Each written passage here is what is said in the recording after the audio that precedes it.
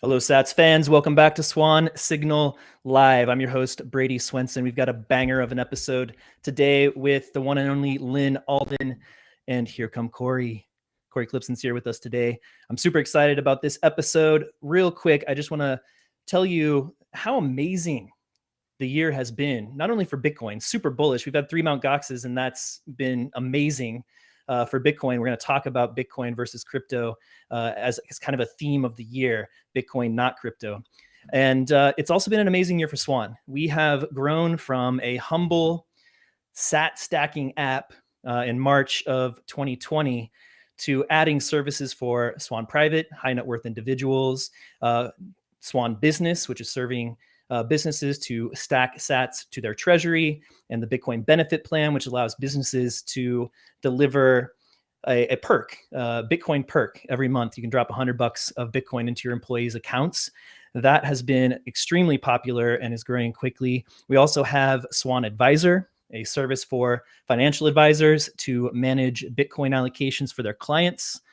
And it's just been an incredible a ride. We've also added IRA plans. You can roll over your IRA into your Swan account, convert it to Bitcoin. You can set up a new IRA account to stack some Bitcoin in a tax advantaged way. We also do tax loss harvesting, which is a great idea. For the next couple of weeks here, you can get in on that and save some of your precious sats through the tax loss harvesting program. So just get in touch with us at swan.com. You can contact us at you can reach out to me, Brady at swan.com, and I'll get you to the right people on the team.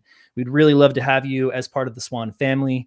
And we have 2 members of the Swan family with us today in Lyn Alden and Cory Klippsten. Let's bring them in right now.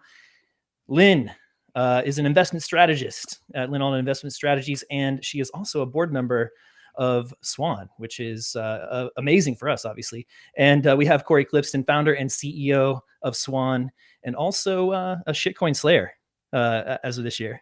I like how you did this. I saw a little clip from Pacific Bitcoin. You gave the salute into the Swan. That was pretty baller. I like that. Anyway, welcome, Lyn. Welcome, Cory. Thanks for having me.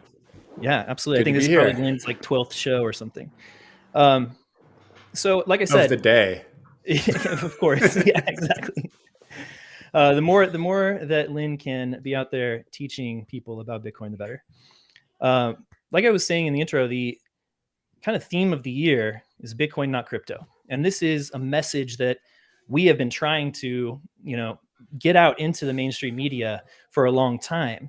And it's starting to seem like the mainstream media is listening at least a little bit. Cory, you have been, all over mainstream media this year, starting with Luna, Celsius, FTX, CoinDesk's annual 50 most influential people in crypto on Spaces can be thrown in there now too.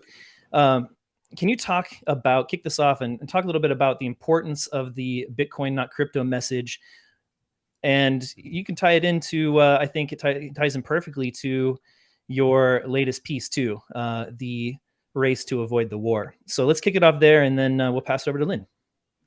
Yeah, sounds good. Yeah, I think, we decided early on, maybe even before the start of 2022, that was going to be kind of the message that we hammered home all year, every media appearance, just trying to, get people to recognize that Bitcoin is an asset class unto its own. And then there's this other thing going on, and you can be polite about it and just say, hey, there's some other stuff going on, or you could be, I'd say accurate about it and explain what's actually going on in crypto, as I often do. But either way, the conclusion and the headline is kind of the same. There's Bitcoin and there's everything else. There's Bitcoin and there's shitcoin. There's Bitcoin, and then there's this thing that they brand crypto, Web3, DeFi, blockchain, underlying technology, whatever it is, McDLTs. Like it's just some other thing. And boy, has the world proved us right for taking that approach all year long. I think you've just seen over and over again the risks exposed in the other side of the fence on the crypto side, and just frankly, just the billions that evaporated, the millions of lives that were impacted in tragic ways. And thank goodness a lot of people listened to the message of Bitcoiners and did not listen to the anti-Bitcoiner messages of some of the folks trying to monetize by being, ostensibly Bitcoiners while attacking Bitcoiners and then sort of lining their pockets with blockchain VC or blockchain consulting or whatever. I think we've won the day handily, and that's a good thing. And to your point, I very much encourage anybody that's watching this, and we'll link to it, I'm sure, in the show notes or maybe in the tweet thread, and maybe somebody can pop it in the YouTube chat as well. But this recent piece that I wrote, "The Race to Avoid the War," really gets at the heart of this, and I think it's kind of a larger idea than the original mission statement of Swan, which was 10 million Bitcoiners, about the intransigent minority that we needed. And it really expands this and makes the mission that we're on global and sort of all encompassing, and explaining exactly why everything that you do around privacy or Lightning or in Ghana or in El Salvador also matters to winning this race for Bitcoin adoption, so that we don't have to fight a war against the only entity that could actually really make things difficult for Bitcoin and Bitcoiners in the next few decades, which is U.S. government, underpinned obviously by the existing monetary system with the dollar and with treasuries. And so if we can win enough people over to our side, and if we can keep on doing all of the things that make Bitcoin run faster, then we have a better chance of avoiding that war and having like a dark period.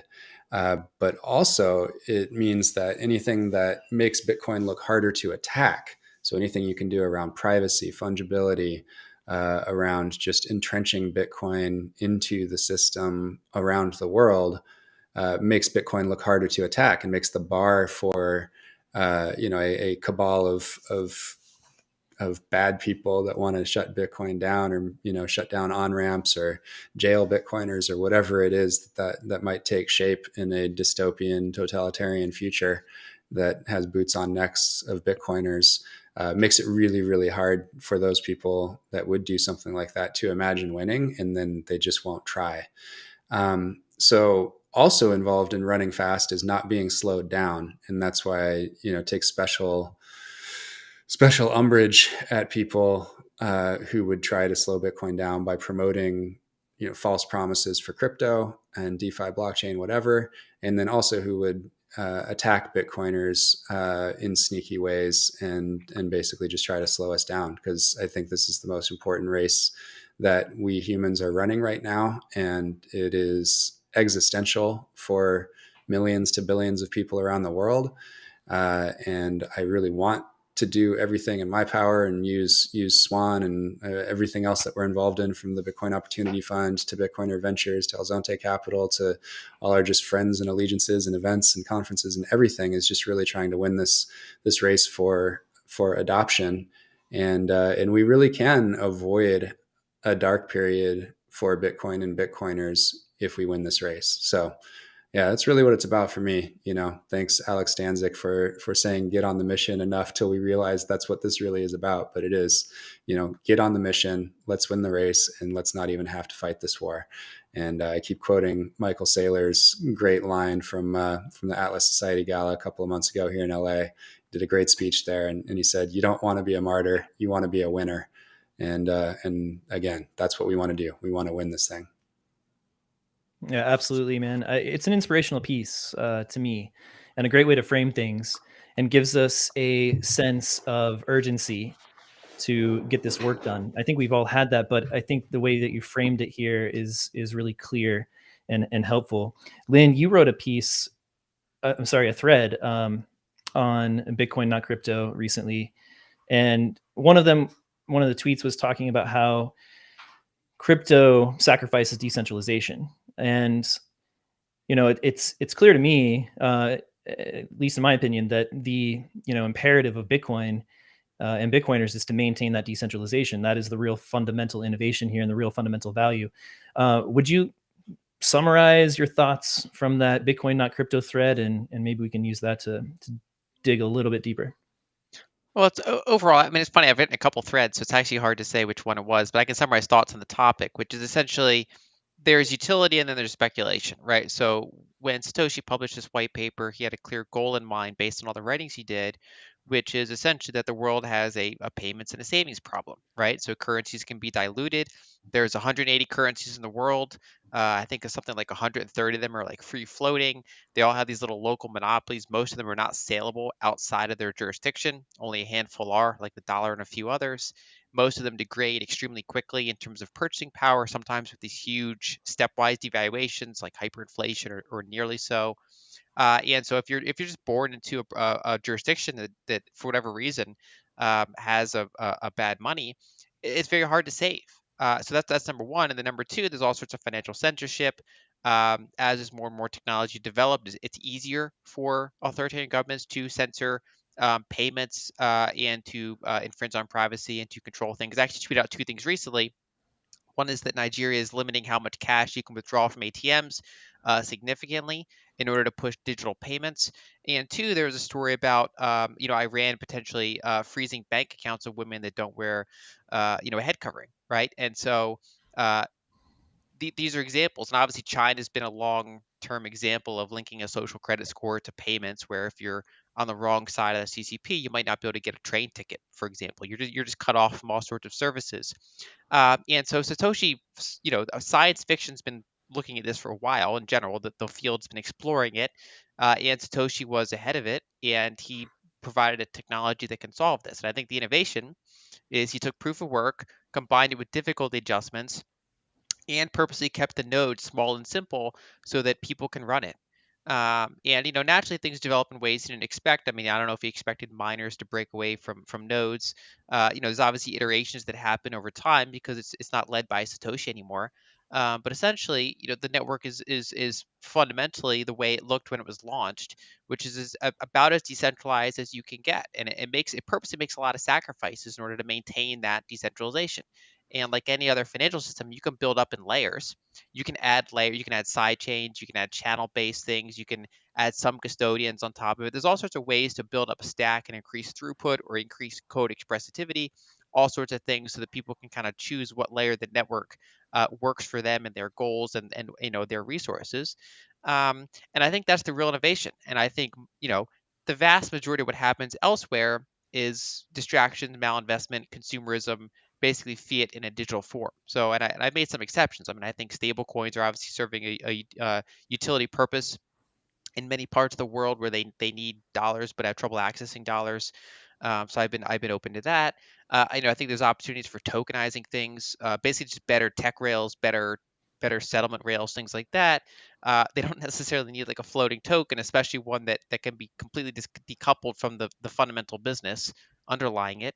And so I think that the way I've described it is that the same technology that allows for peer-to-peer money has allowed for peer-to-peer scams, right? So you can transfer value between each other, but it also has allowed scammers, and they're not unique to this industry. I mean, there's scammers throughout history, but this is just a new medium, a new tech rails where people can create something, market to the public, hype it up, and then get out of their position without ever actually having built something sustainable, something enduring.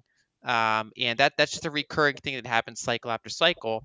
And so I think it's natural to see a divergence in the space and for people to say, I'm focusing on utility. I want to solve real world problems around the world, especially problems outside of the developed world, but really the whole world.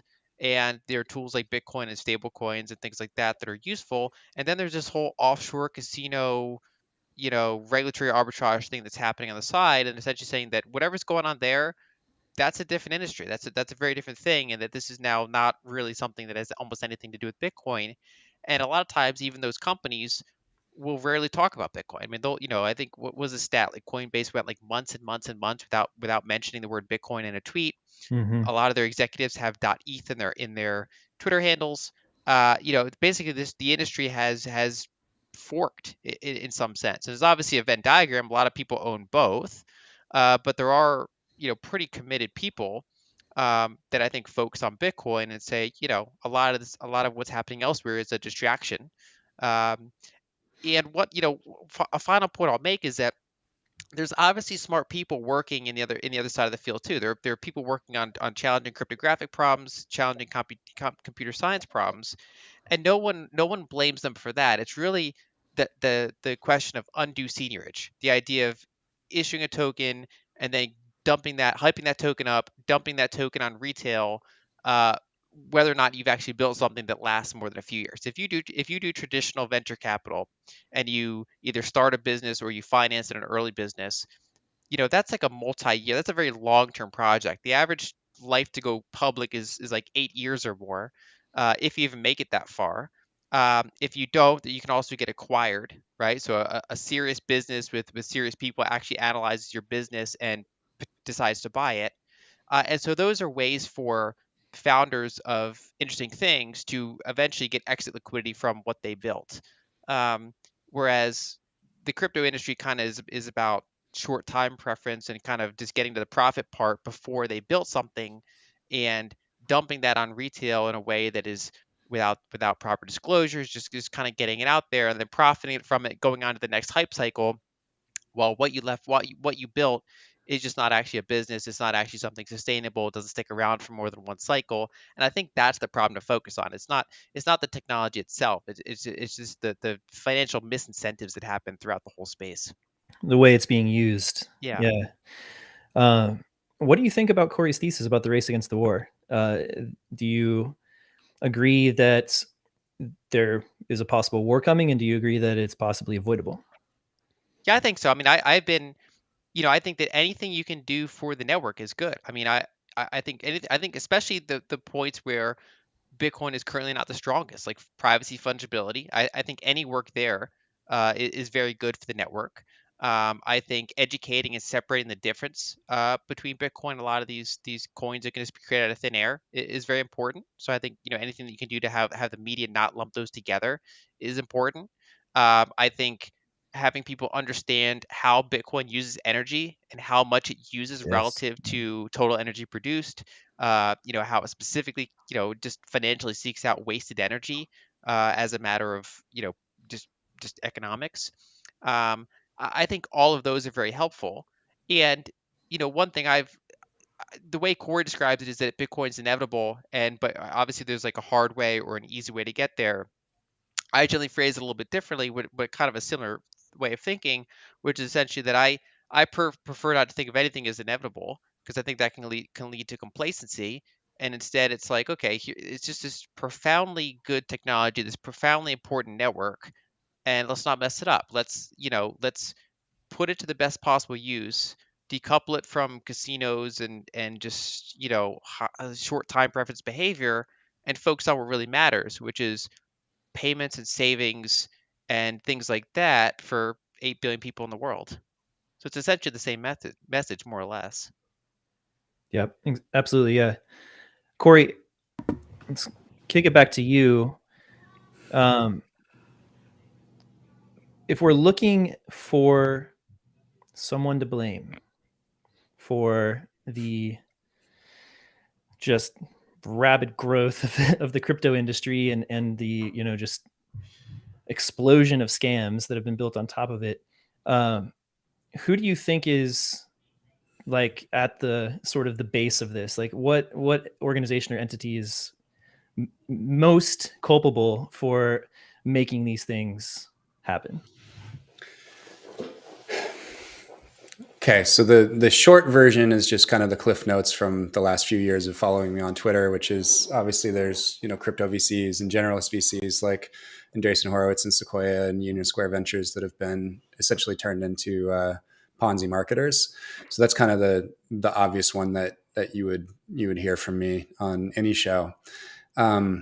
I actually want to. I almost never dip on Clubhouse much anymore. I just got too busy, but sometimes I miss those guys that still hang out there. You get a lot of June Seth, you get a lot of Hodl.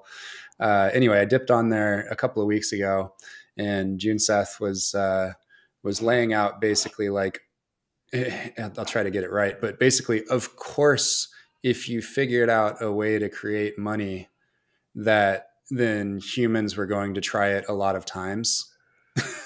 and and then it would basically, you can be a little bit more sanguine about this, first couple of decades of, experimentation and obviously tons of scamming and, of course you were going to have a battle. It's impossible not to. This experimentation was actually inevitable.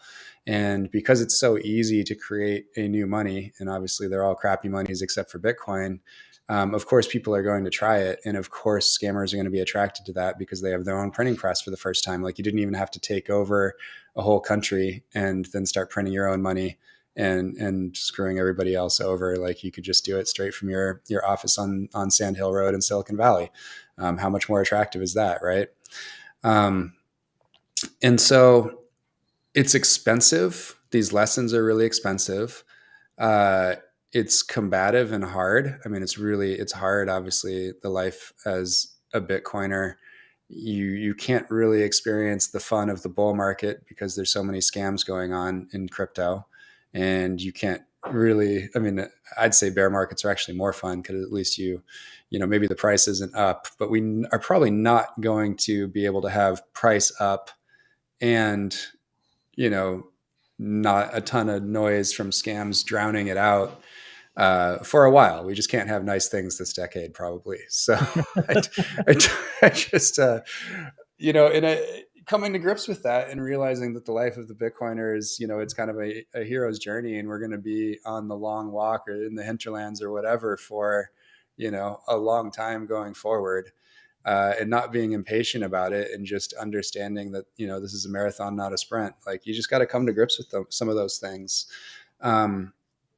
Probably a good time to mention one of the other things that I've just tried to push out a lot this year, because I don't think I've done it on Swan Signal, is just this idea that Bitcoin shouldn't follow a single technology adoption curve like an iPad or something like that. Like, it shouldn't be that super fast, 6 to 15 years kind of thing. It should look much more like a technological revolution. And a technological revolution is something that changes all industry verticals, basically, and just kind of is something foundational that changes everything.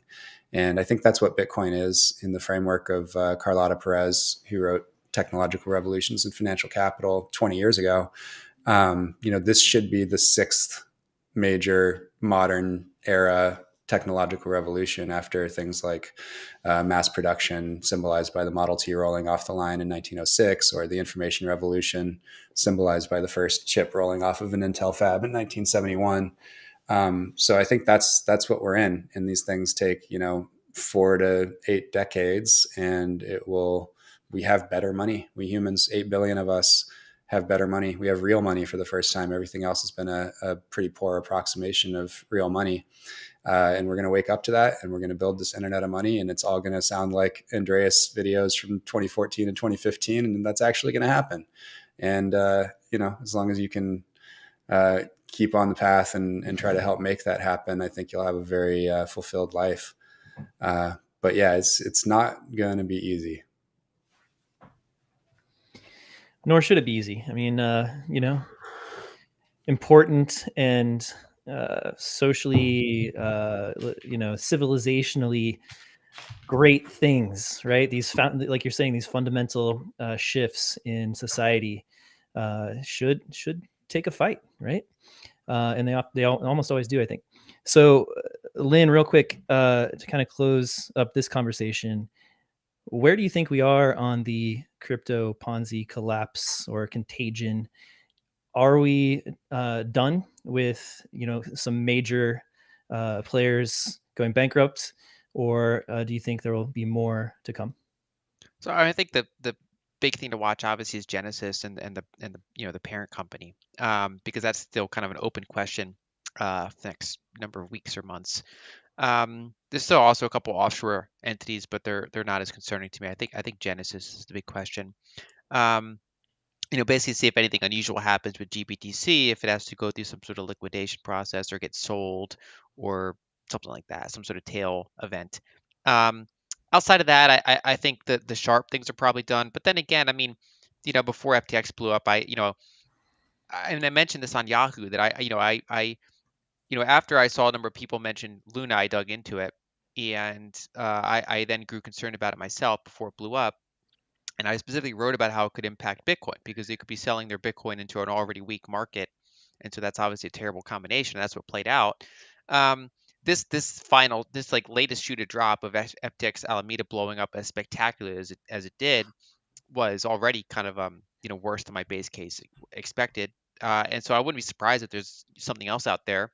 I mean, Three Arrows Capital was not on anyone's radar really, and that was an example. So for example, Celsius was a well-known problem.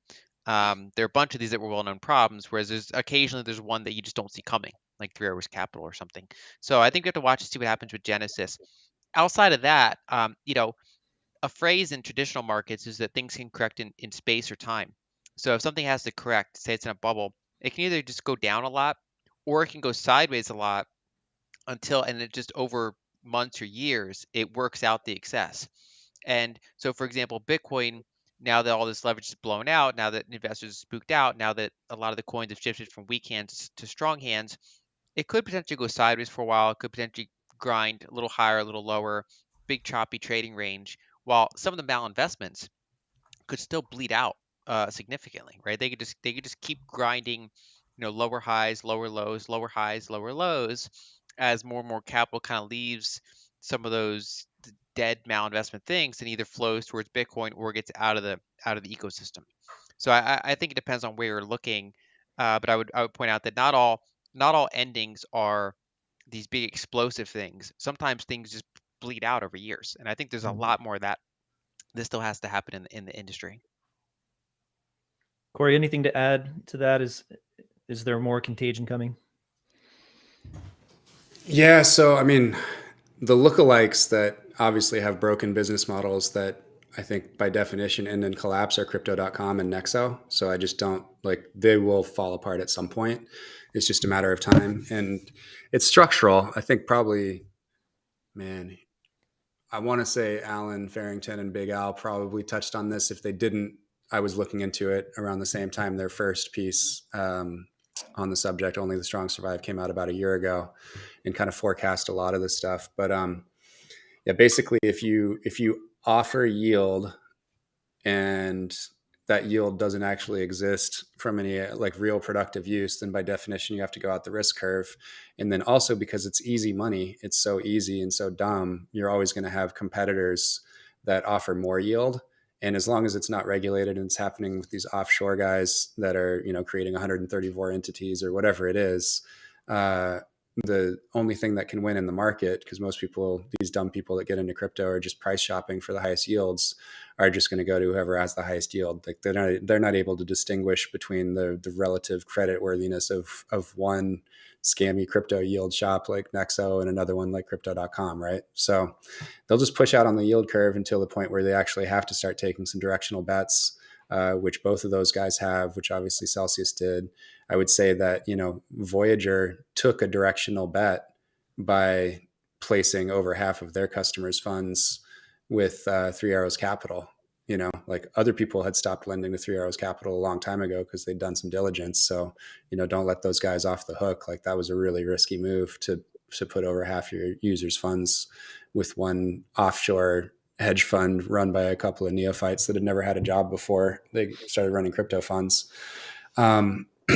So yeah, so they're just the Walking Dead at this point. And then yeah, otherwise I would say just kind of watching like Lyn. I think GBTC is fine. I've tweeted that. Like I believe that Coinbase. That's just my opinion. I don't have any insider knowledge there, but it just doesn't seem like you would risk a revenue stream like that. Making 100 to 500 million a year or whatever off of GBTC. Like you don't mess with revenue streams like that by playing funny games in the background. And I highly doubt that Coinbase, with all their investors and everything, would actually put their lawyer's stamp on saying like, yeah, we actually have the Bitcoin. So it's probably there. Genesis as a trading desk obviously was a big moneymaker for DCG over the years, but I think is probably done in this form. I don't know if that means that.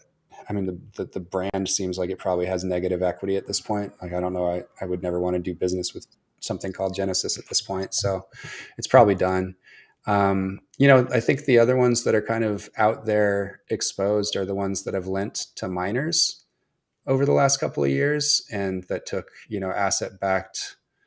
gave asset backed loans or, took collateral, usually ASICs, sometimes Bitcoin. Well, the Bitcoin is, off a cliff in price and the ASICs are worth, significantly less than what they were 15 or 20 cents on the dollar versus where they were a year and a half ago. So there are some shops like Galaxy and NYDIG that are exposed there. Maybe NYDIG obviously has like super deep pockets on the Stone Ridge side, so I think they'll probably make it through and be fine. I don't know who's backstopping Galaxy. They supposedly have $1 billion of cash on the balance sheet. 500 of that raised literally at the peak. Peak Solana, peak Luna, peak Bitcoin. Uh, getting tattoos and stuff. November of 2021, I think they took a convertible note of about 500 mil at that point.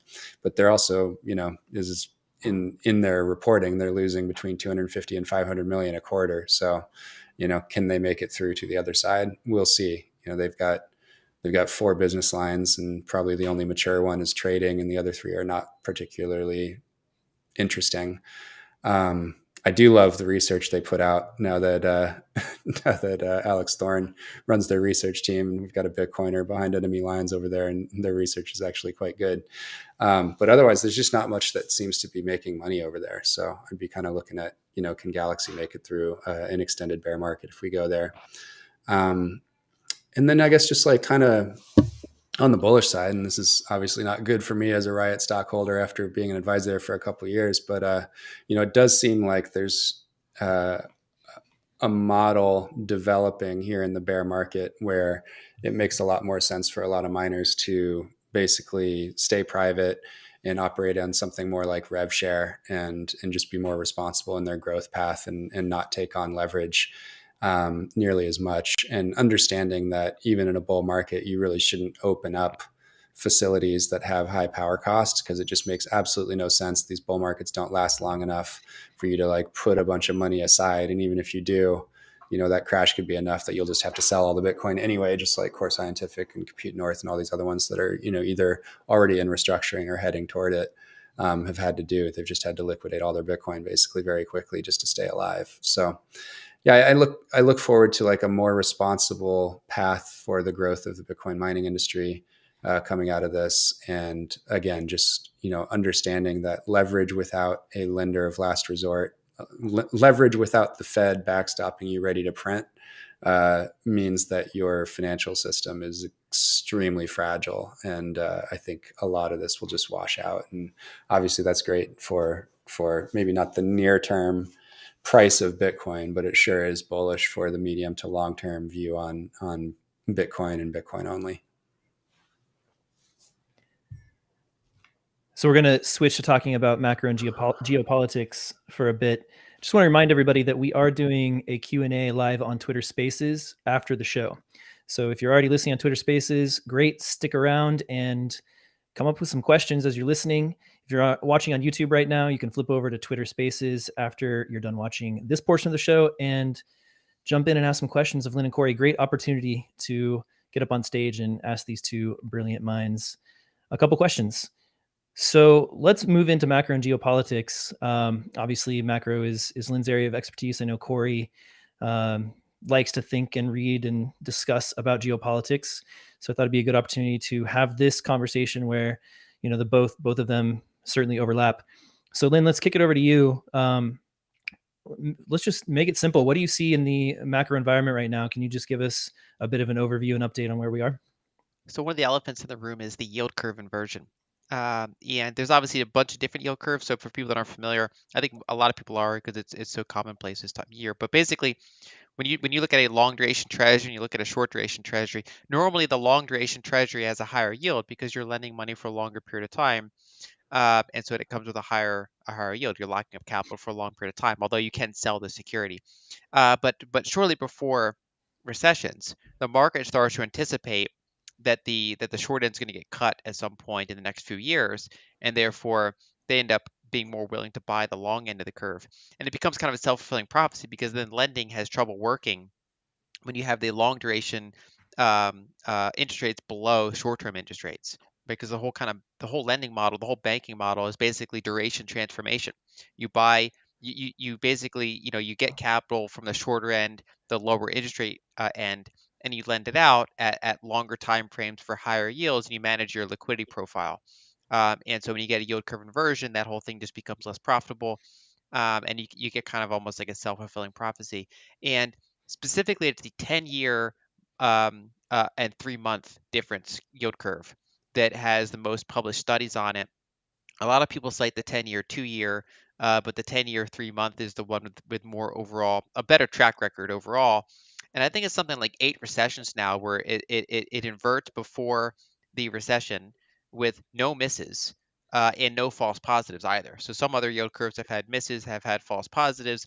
That's the one that had the initial studies on it and has like a frightening track record, at least in the US, right? So if you look internationally, you get different situation. This is a US phenomenon, especially, and it's just partly because we have such specific capital markets and the world reserve currency. And so most signs are pointing to a high probability of recession sometime in 2023. And so we're kind of in a disinflationary cycle where we had this huge run up in money supply growth. We had a huge run up in CPI with a lag inflation. And now with the Federal Reserve hiking interest rates, that's slowing down the housing market. We see the manufacturing purchasing managers index roll over. It's one of the most important macro charts you can look at. It's like the sine wave of economic growth and contraction. If you overlay Bitcoin on top of that, you get a better predictive model than the halving cycle, for example. Basically, rising liquidity, rising risk on economic activity. Bitcoin's usually doing pretty well. When you have falling PMI, falling liquidity, risk off, generally you have Bitcoin doing pretty poorly, either flat or down. And so right now we're in kind of that contraction environment. A last point I would make, well, then there's also the whole China reopening thing, right? Because that can throw a curveball into inflation, energy, commodities that have been coming off their highs. The last Real point I'd quickly, and make, I was actually going to ask you about that. Do you think China reopening will be inflationary or deflationary?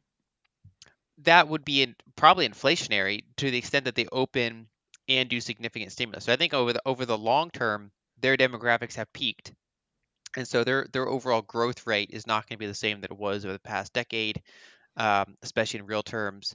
And their level of commodity usage, at least the commodity growth rate, is certainly going on a different course now. But their flights have been below trend for like 3 years now due to these just rolling lockdowns. Their auto fuel use, all of that can tick higher, and they can get higher crude imports in an already tight market if they were to decide to just open up and just go hard on it. So there's big questions like, to what extent are they going to open up? Over what time frame are they going to open up? Like, how gradual are they going to be? And are they going to couple that with a kind of a fiscal boost to really kickstart things? Or are they going to kind of just come out of the gate slow? So those are the variables to watch. Basically, the oil price going down has occurred with the U.S. drawing down a strategic petroleum reserve and with China holding back some of its own demand, essentially. And so the question is, what happens when we get to a point where the strategic petroleum reserve is no longer drawing down, and if China just goes back up to their prior level or near their prior level of flights and auto usage, let alone growth, let alone if just a higher percentage of population gets automobiles, air conditioning, they still have a low per capita GDP and low per capita energy use compared to the Western world. And so even if just population's flat to down, if they just, increase from, say, I think the numbers, I don't have in front of me, something like they use like a third of the energy per capita, or a third of the oil at least per capita as the United States does. If that goes up to half, that's still an uptick, let alone what's happening in India. That's where there's better demographics, let alone what's happening in parts of Africa. Again, that's where better the demographics are. And the last point I was going to make there about macro is that the the impact we've seen on like the Nasdaq and other assets this year, a lot of it was valuation contraction. So as interest rates have gone up, you can no longer use like zero to price your long duration unprofitable tech stocks or even your profitable tech stocks. And so there's been this valuation contraction, and that's pushed down most assets. And a lot of people are worried about what would happen to, say, Bitcoin if you had a recession next year. And obviously that's somewhat uncertain. We don't know for sure.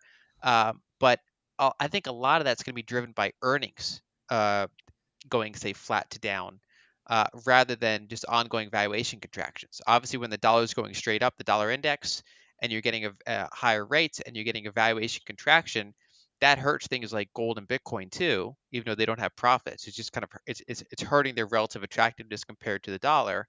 But that if you encounter the next part of the cycle where you have less harsh monetary conditions, or at least the rate of change is less harsh. But then you have just ongoing weakness from equity earnings, corporate earnings. You can potentially get a decoupling where things like gold or Bitcoin do okay, maybe not great, while stocks are still, or at least some sectors are still doing very poorly. So I think people should not assume necessarily that if the stock market goes down, that Bitcoin has to go down. Kind of a similar thing happens where they assume that if the S&P 500 goes down, the emerging market index has to go down, which is not necessarily the case. I mean, for example, Brazilian equities did way better this year than the S&P 500 because there's specific reasons why the S&P 500 is going down, and other assets are able to either chop along sideways or go down less or go up somewhat. Cory, I'll toss it to you, and feel free to make any comments about macroeconomic environments or following up to Lyn. But I also like you to get into some of your latest geopolitical thinking. How is this shakeup that we're going through right now globally going to play out, do you think? Yeah. So first of all, it was great listening to Lyn on a lot of those points. I think, probably the only place where I would differ a little bit is just like I'm way, way more bearish on China. It just does not seem likely that it's going to make it in its current form. Super fragile system, demographics worse than just about anywhere else.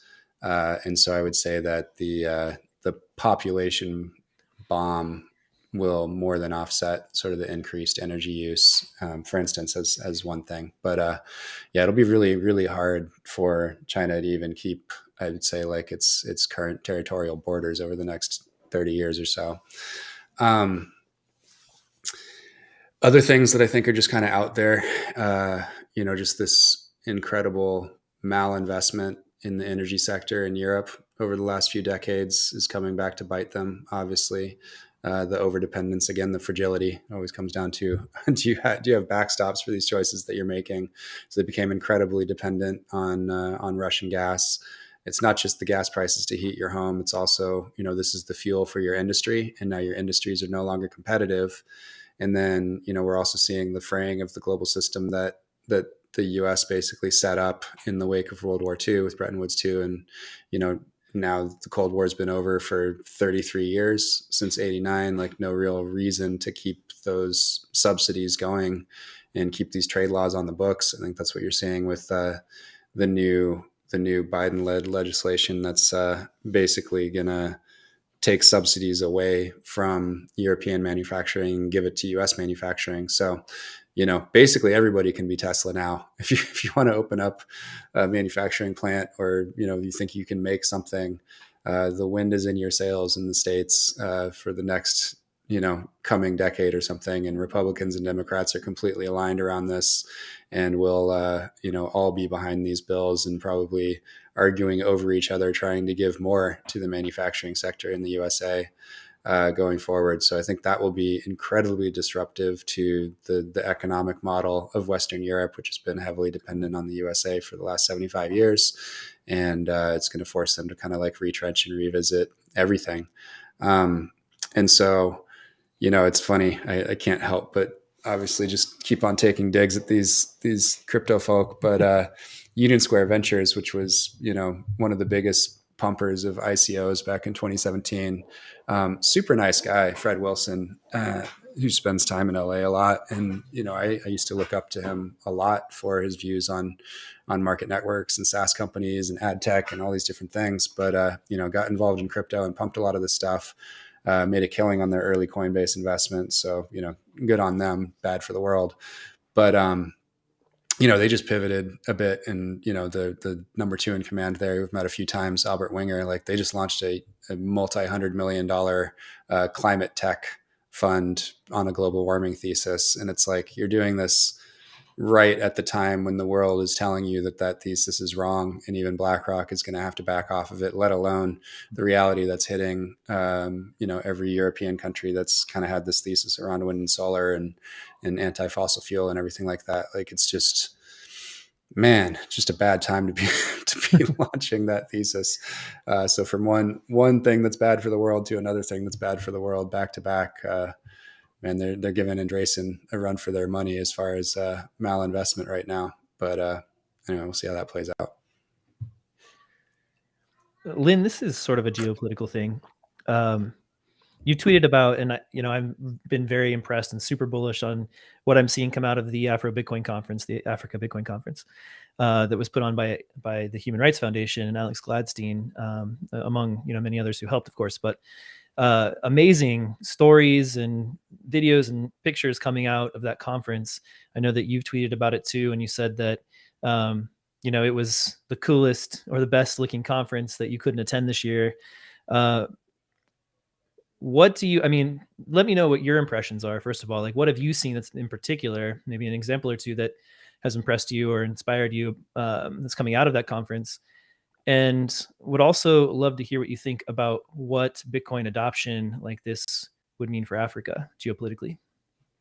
Yeah, so I met some of the conference organizers in the Oslo Freedom Forum back in May. And that was a really powerful event because you're mixing human rights advocates with some people that are in the Bitcoin space to kind of have cross dialogue. And I think that's the signal through the noise. Some people are focused on offshore casinos, other people are focused on having people in developed countries have better access to savings, payments, anti-authoritarian tools, whatever the case may be, right? Actual utility. And so, yeah, they invited me to speak at the conference, and I couldn't fit it into my schedule. And so it's the one that I have the most FOMO for. Yeah, me too. That I wish I had been there. It looks like an amazing event, and I hope they keep doing it. And it's just for me, it's really it makes me optimistic to see that kind of thing happen outside the United States, outside of the Western world. It's, people don't need as much as I love to talk, people don't need to hear me say the same thing again. I wanted them to hear voices from countries all around the world, and people that are using the technology in an environment that's different than what people in the West are used to. Because I still see people on Twitter or elsewhere that are like, "Why? What does Bitcoin solve? It's a solution without a problem." And I would just cite Alex Gladstein's book, Check Your Financial Privilege, which is sure, like I don't need Bitcoin right now necessarily in the United States. I still think I do in the long term, but right now it's not like next month my life is changed by having or not having Bitcoin. Whereas in many countries in the world, specifically things like Bitcoin and stable coins add access to savings and payments that they don't otherwise have access to with their local currency, with their local banking system, and with all of the this persistent currency devaluation and arbitrary bank freezes that they can encounter. And so what uplifts me there is seeing all the development that's happening in that space, right? So it's not just Western companies coming in and providing this technology to people in Africa. It's African businesses that are rising up and just plenty of amazing programmers and designers and marketers and just coming together and building these awesome businesses by Africans for Africans to just have better payments and savings technology. I think they're really on point, and I'm really excited about the whole space and the whole area. Absolutely. Yeah. Shout out to Bernard Para, a friend of mine who runs BitNob, which is the Swan of Africa, or maybe Swan is the BitNob of the United States. I don't know. Anyway, shout out to him. I know that he had a big hand in this. Also want to just say, Alex Gladstein's going to be on Cafe Bitcoin next week to tell us all about what happened over there in Africa. So join us for that. Watch it in Twitter Space. Watch for it in Twitter Spaces every weekday morning. I'm not sure what day it's going to be yet, but check it out. We do it. What is it, Cory? 9 to 10 to noon Eastern. 10 to noon Eastern every day. Yep. Yeah. Yep. There was Alex did an incredible panel over there at the African Bitcoin conference in Ghana, and someone pointed me to it. I loved it so much. I didn't wait for them to clip it and put it out. I made Nico put it out from Simply Bitcoin, but I tweeted it out yesterday, or you can just DM me for it. But yeah, incredible story about one of the panelists was a woman in Eritrea that's literally saved hundreds of people's lives with Bitcoin. Wow. Anyway, it's deep, and it's a torturous story. But really fascinating. I think it's going to be someone that we'll hear from again. And I don't know how Alex finds these people, but they're the ones that really have the edge case stories that actually matter, where freedom money matters so much more than just like number go up in the Western world. And that also matters because it brings about human freedom and, you know, better prosperity for everyone. But like, as far as being able to solve life and death problems for people right now, Bitcoin as a medium of exchange is already doing that. It would be amazing to see Africa win the race against the developed world and leapfrog their economies and the continental economy as well, beyond where it is now. And that could really, could really change Africa's future, potentially. It's pretty inspiring stuff. So I think we'll head over to Spaces now. I'll let Lyn and Cory hop off and jump over there. I'll close things down here and meet you guys over there in just a little bit. Okay, sounds good. All right. Thanks, everyone, for joining us for this portion of the show. We'll be moving, as I just said, over to Twitter Spaces. It's on the @Swan Bitcoin handle, and you'll be able to have a chance to jump up and ask Cory and Lyn questions. So definitely encourage you to take advantage of that opportunity. That's why we do this. And please head over to swan.com. If you do not have a Swan account yet, go over there and at least just add your email address in there. Get on our mailing list. We put out some incredible content to our email list, a monthly newsletter that is incredible, and lots of other educational content. So check that out. And of course, we have Cafe Bitcoin that I just mentioned, 10 to noon Eastern on Twitter Spaces, again, on the @Swan Bitcoin handle.